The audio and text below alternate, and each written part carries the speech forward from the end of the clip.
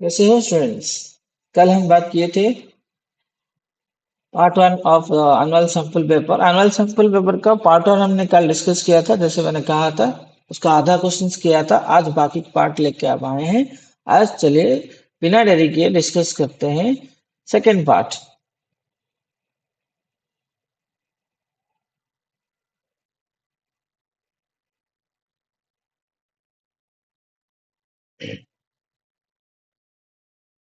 तो आइए डिस्कस करते हैं बिना देरी किए 23 नंबर्स। कल हम 22 पे खत्म किए थे 2 नंबर से। आज स्टार्ट करेंगे 23 नंबर जो कि 3 मार्क क्वेश्चन है।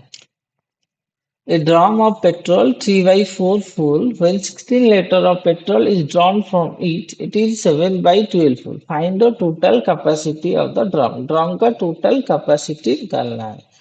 तो पहले क्या करते हैं, ड्रम 3/4 फुल है।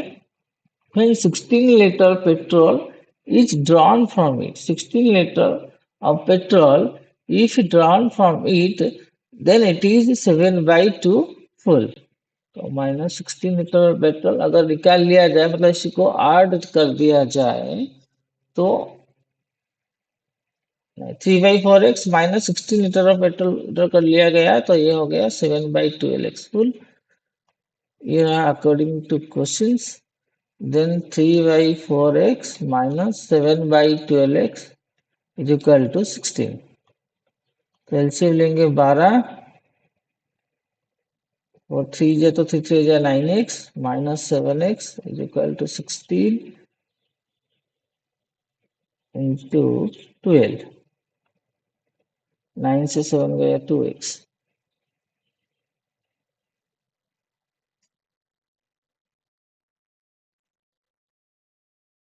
पहले 16 रहेगा,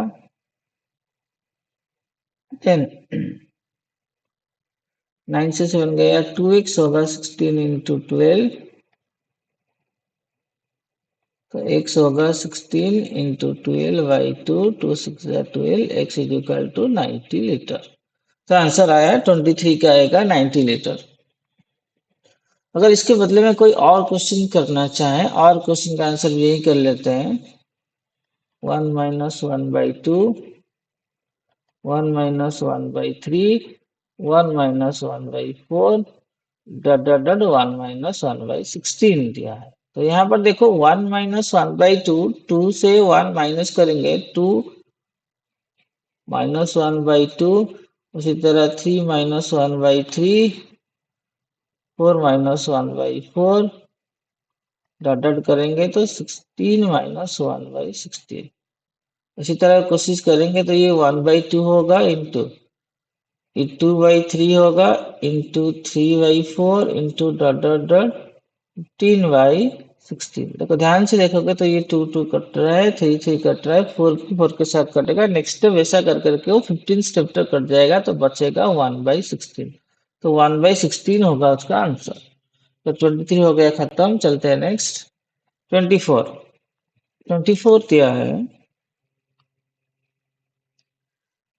2 to the power 2x minus 3 is equal to 64 to the power x। तो 2 to the power 2x minus 3 जो है 64 हुआ 2 to the power 6x। क्योंकि 64 2 को 6 बार मल्टीप्लाई करने पर होता है, तो इसी हिसाब से 2x minus 3 is equal to 6x। 2x minus 6x is equal to 3 minus 4x is equal to 3। तो x इज इक्वल टू -3/4 आया उसका आंसर। तो 24 हो गया खत्म। 25 है find the two consecutive positive integer which some is 63। तो एक लेते हैं x, दूसरा x प्लस 1 पॉजिटिव इंटीजर हो गया कंसेक्यूटिव, इसको सम करने पर आया 63 according to question. Then 2x is equal to 63 minus 1। तो 2x is equal to 62। x हो जाएगा 62/2 31। Another x plus 1 is equal to 31 plus 1 is equal to 32। तो दोनों नंबर हो गए 31 एंड 32। दोनों को सम करने पर 63 भी आ रहा है। तो यहाँ पर हो गया 25 खत्म। 26 26 कह रहा है in the figure AC is equal to DB, AC DB के साथ इक्वल है, ये रहा AC और ये DB के साथ इक्वल है, AB जो है perpendicular to BC, AB perpendicular to BC है और DC जो है परपेंडिकुलर टू DC, ये रहा DC परपेंडिकुलर टू BC। तो यहाँ पर क्वेश्चन थोड़ा गड़बड़ है, DC प्रिंटिंग गड़बड़ हो गया है, ये DC नहीं है, ये AB परपेंडिकुलर टू जो है AB परपेंडिकुलर, यहाँ पर कर लेते हैं given AC is equal to DB है, AC DB के साथ इक्वल है, DC जो है DC तो हो ही नहीं सकता, ये जो इसको करेक्शन करके DA परपेंडिकुलर टू AB है और दूसरे में BC परपेंडिकुलर टू AB है। हाँ, ये DC नहीं है, ये DA है, राइट। तो we have to prove ADB congruent BCA in between triangle ADB and triangle BCA। अगर congruent करना है ADB और BCA, क्या क्या इक्वल है हमारे पास? पहला है AB कॉमन, दोनों में AB कॉमन है और पहला कंडीशन हमको दे रखा है AC is equal to DB, AC DB के साथ इक्वल है और DAB is equal to CBA, वो 90 डिग्री हो गया। देखो ध्यान से देखोगे तो एक 90 डिग्री मिल गया, एक हाइपोटेन्यूज मिल गया, एक साइड कॉमन मिल गया, तो ट्रायंगल कॉन्ग्रुएंट हो गया, triangle ADB congruent triangle BCA by which condition? By RHS congruent condition। तो यहाँ पर 23 हो गया खत्म, अतः ऐसा 26 हो गया खत्म। 27 हमारा कंस्ट्रक्शन है, 28 भी कंस्ट्रक्शन से तुम लोग कर लोगे। डायरेक्ट आते हैं 29 की तरफ। 29 दिया है right 3 letters of English alphabet having 1 lines of symmetry. बहुत आसान है, 1 lines of symmetry, 1 line of symmetry मतलब जिसका एक ही होगा, एक लेटर ए है एक लेटर बी है, ये 1 लाइन ऑफ सिमेट्री। इन तीनों के अलावा अगर तुम कोई और आंसर चूज कर सकते हो जिसमें 1 लाइन ऑफ सिमेट्री हो, लिख सकते हो। उसी तरह 2 lines of symmetry, 2 lines of symmetry किस किस में है, पहला देख लेते हैं। एच में है, एच में 2 लाइन्स ऑफ सिमेट्री है। और किस में है? आई में 2 लाइन्स ऑफ सिमेट्री होगा, ओ में 2 लाइन्स ऑफ सिमेट्री होगा, क्योंकि ओ में एक्चुअली 2 नहीं है, मेनी है, इसीलिए 2 में आ जाएगा। नो लाइन्स ऑफ सिमेट्री, इसमें लाइन्स ऑफ सिमेट्री हो ही नहीं सकता। तो ए है GRQ, GRQ। इसके अलावा यही इसका फिक्स आंसर नहीं है, ये तो मैंने लिख दिया। इसके अलावा आप तुम कोई सा भी लेटर ढूंढ सकते हो जिसके अंदर कोई लाइन ऑफ सिमेट्री नहीं होगा, लिख सकते हो। Draw a net of tetrahedron, tetrahedron का नेट तुमको ड्रॉ करना है, ड्राइंग वाला क्वेश्चन तुम लोग करोगे, यहाँ पॉसिबल नहीं है। अब आते हैं 31। 31 कह रहा है सिंप्लीफाई करो and verify the result x is equal to 2 and y is equal to 1। Verify भी करना है, ठीक है। तो पहले मल्टीप्लाई कर लेते हैं, x whole into x square plus 2xy, verify the result, simplify and verify the result for x is equal to 2 and y is equal to 1।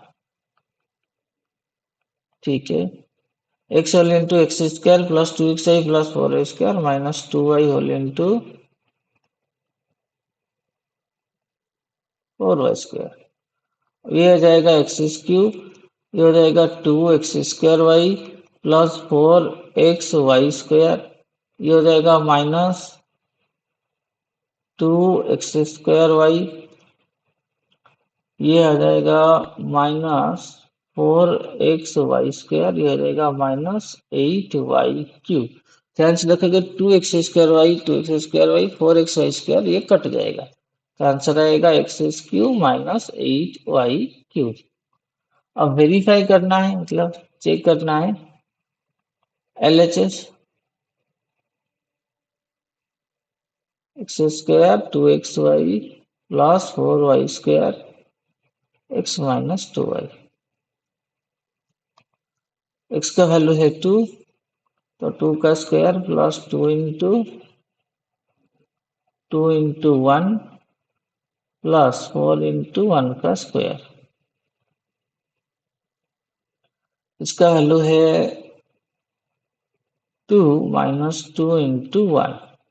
तो उसका रिजल्ट कुछ भी हो जाए, 4 plus 2 × 4 plus it is also 4, कोई matter नहीं करता है, क्योंकि इधर जो है 2 माइनस 2 हो जाएगा 0, तो आंसर विल बी 0। तो RHS पार्ट आते हैं, x³ माइनस 8y³ x का 2 का क्यूब माइनस 8 इंटू 1 का क्यूब होता है। 2 का cube 8 minus 8 is equal to 0, तो LHS is equal to RHS हो गया वेरीफाइड। हैमर हो गया 31 हैमर कंप्लीट। अब आते हैं 32 नंबर। तो 32 number questions generally hot question है, बहुत दिक्कत है तुम लोगों को, इसलिए तुम लोगों को बहुत सारे प्रैक्टिस करवाया था, कहा भी था ये इम्पोर्टेंट क्वेश्चन से मैं एग्जाम में आएगा नहीं है तो अलग बात है, लेकिन इसको ज्यादातर प्रैक्टिस की जरूरत है। ऐसे क्वेश्चंस करने के लिए पहले क्या करना चाहिए, प्रैक्टिस की जरूरत है। तो कैसे करेंगे इसको, पहले हमको इसको लिखना पड़ेगा, तो प्रूफ से करते हैं, थोड़ा लंबा होगा, ठीक है। तो पहले हमको ये दे रखा है VO and CO are the bisector of the exterior angle. Exterior angle जो है, जैसे हमारा जो EBC है, EBC का बाइसेक्टर BO है, इसीलिए EBC is equal to EBO, ये O है, EBO प्लस OBC, वो दोनों इक्वल है, और हमको पता है EBO is equal to OBC। Similarly,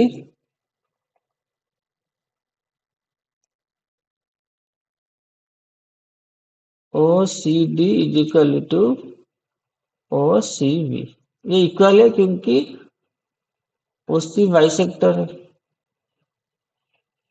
OC is the bisector है।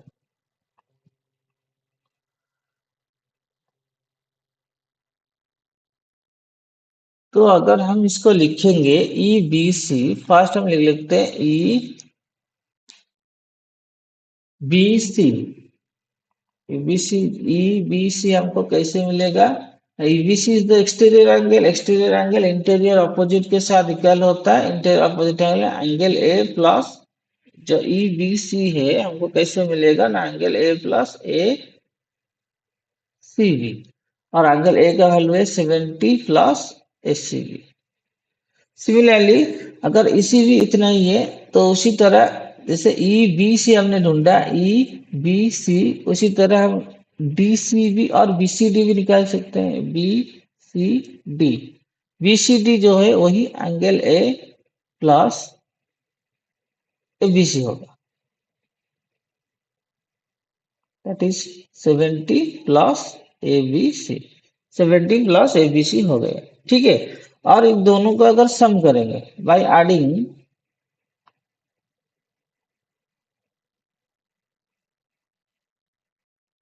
EBC and BCD, what do get, यहाँ पर मैं कर रहा हूँ EBC प्लस BCD, इन दोनों को सम करेंगे तो हमको मिलेगा, एंगल A का वैल्यू तो 70 मिल गया है, तो 70 प्लस 70, ये जो है ये है 1, ये है 2, तो plus ABC plus ACB, ABC plus ACB, ये दोनों मिल जाएंगे। तो जो ABC है,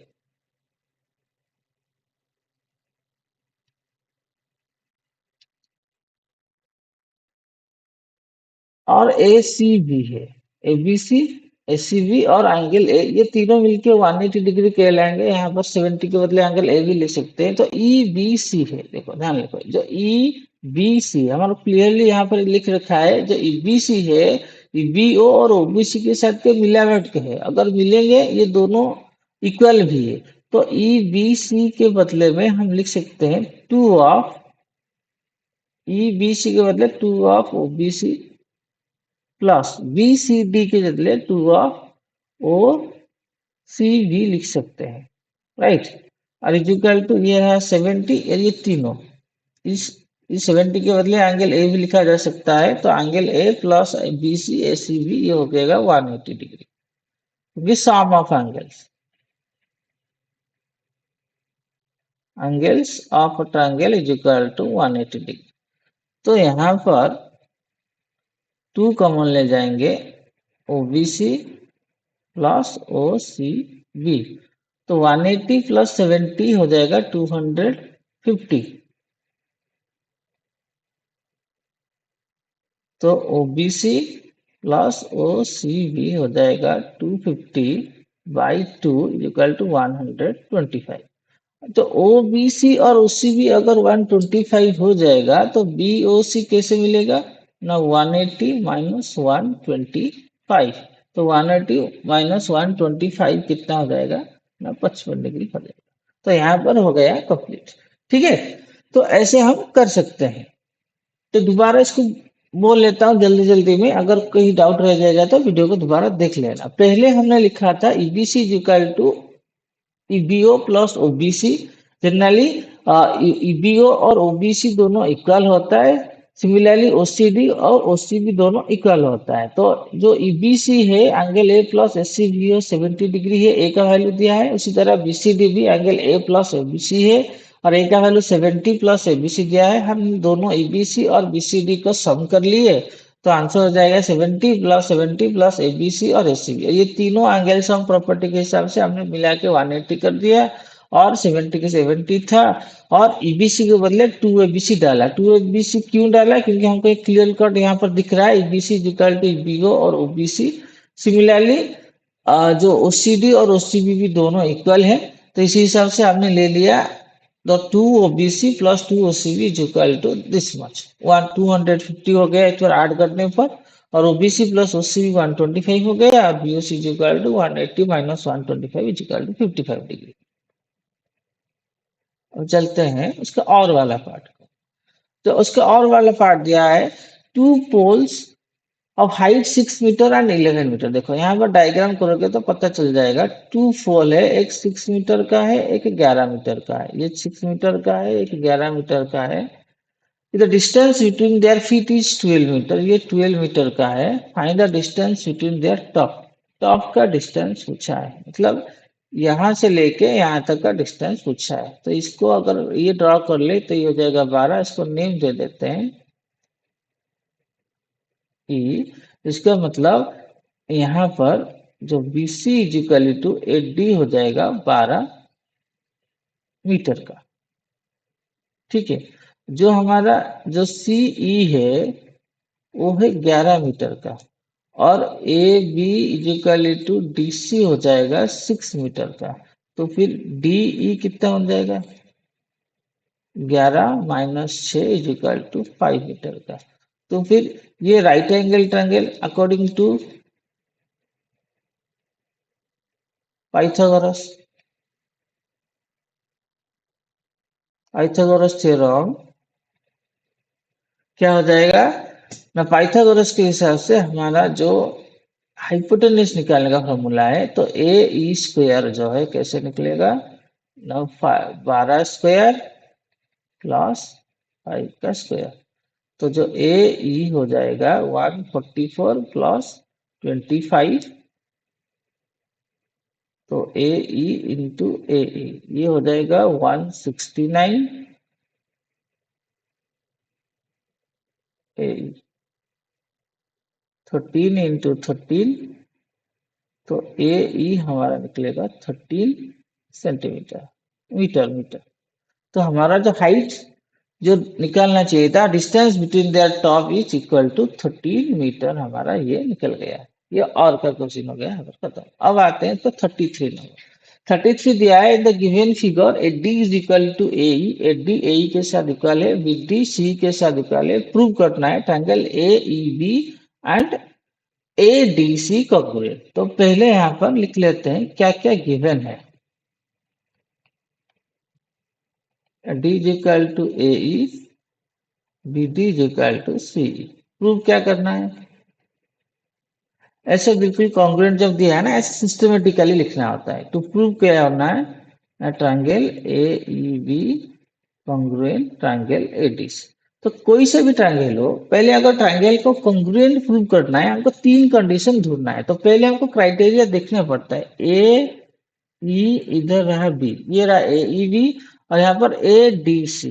तो हमको इन दोनों के बीच में कोई सा भी तीन पॉसिबिलिटीज ढूंढना है। तो कैसे ढूंढना है? पहले तो हम लिख लेंगे ए डी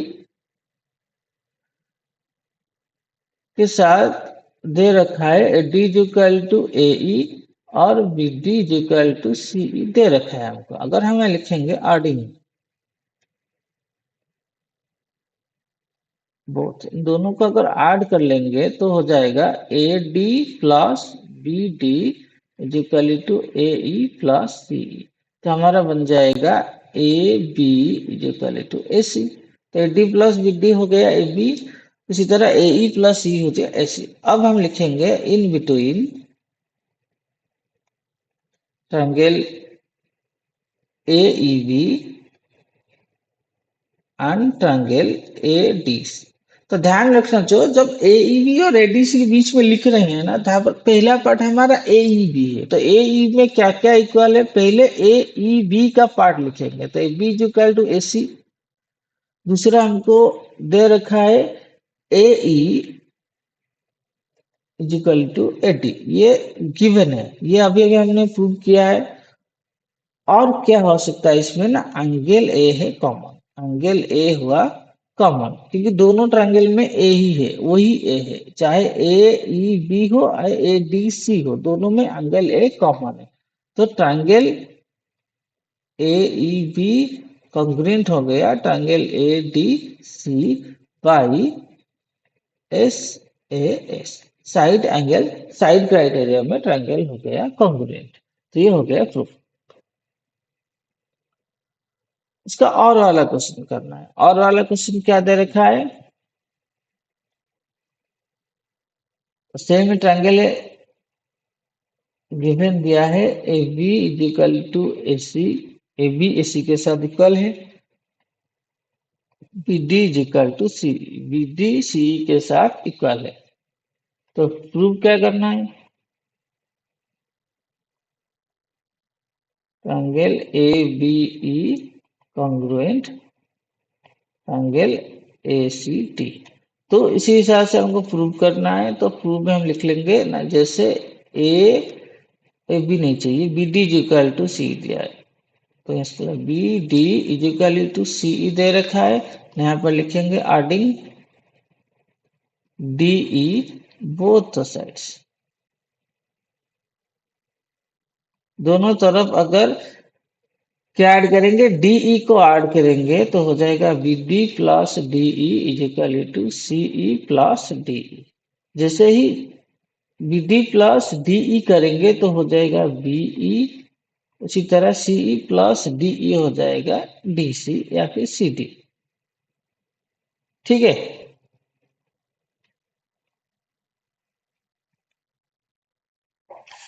अब यहां पर करते हैं नेक्स्ट। अब in between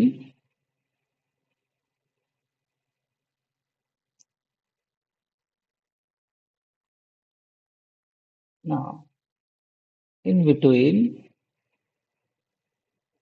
triangle A B E and triangle A C, क्या क्या इक्वल है ना? A B is equal to A C है, वो गिवन दे रखा है।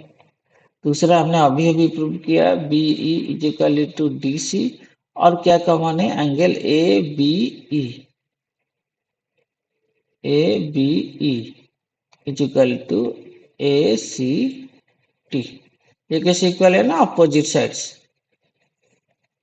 Opposite sides angle, opposite side का एंगल इक्वल होता है। That implies triangle A B E congruent triangle A C T. कौन से क्राइटेरिया में? S A S, similarly S A S में ट्रायंगल कॉन्ग्रुएंट हो गया। That implies A D is equal to A E, वो simplicity means corresponding parts of congruent triangle से ये हो गया। अब आते हैं अगला क्वेश्चन। तो 34 दिया है। जो 34 दिया है, from A square of metal sheet side, metal sheet का साइड दिया है 28 सेंटीमीटर स्क्वायर का है, circular sheet cut off, circular sheet है हमने कट कर लिया, स्क्वायर मेटल शीट के साइड दे रखा है, find the radius of the largest possible circular sheet can be cut. अच्छा, तो क्या लार्जेस्ट पॉसिबल है जो कट किया जा सकता है? ठीक है, तो स्क्वायर मेटल शीट है, मान लो इनको ये स्क्वायर मेटल शीट है, मान लो ये बना लेते हैं, स्क्वायर जैसा दिख रहा है, यहाँ पर लार्जेस्ट पॉसिबल सर्कुलर यही होता है, मतलब अप्रोक्सीमेटली देखा जाए तो ये डायग्राम बनाएंगे तो ये कुछ ऐसा ही होगा। इसका मतलब ये जो सर्कल बनेगा ऐसे ही पार्ट बनेगा। अगर यहां से हम इसको खींचेंगे, ये जो कनेक्ट करके जाएगा ना, ये लार्जेस्ट पॉसिबल जो जाएगा स्क्वायर मेटल शीट से, जो largest circular sheet cut off होगा, इसका मतलब जो साइड है, ये जो साइड है, देखो ये जो साइड है, ये ये देखो, ये जो साइड अगर 28 है तो ये उसका रेडियस डायमीटर होगा, तो जो हमको मतलब डी दिया है इनडायरेक्टली 28 सेंटीमीटर, तो रेडियस कितना होगा 14 सेंटीमीटर। अगर रेडियस 14 सेंटीमीटर होगा तो उसका एरिया निकलेगा पाई आर स्क्वायर, तो पाई हुआ 22/7, आर हुआ 14 इंटू 14, 7 में काटेंगे 7 टू जा तो 44 इंटू 14, 44 इंटू 14 होगा 616 सेंटीमीटर स्क्वायर। तो ये हो गया।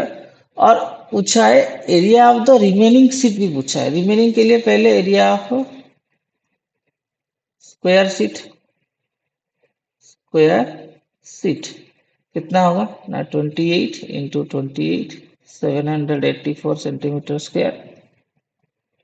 अब area of square remaining, area of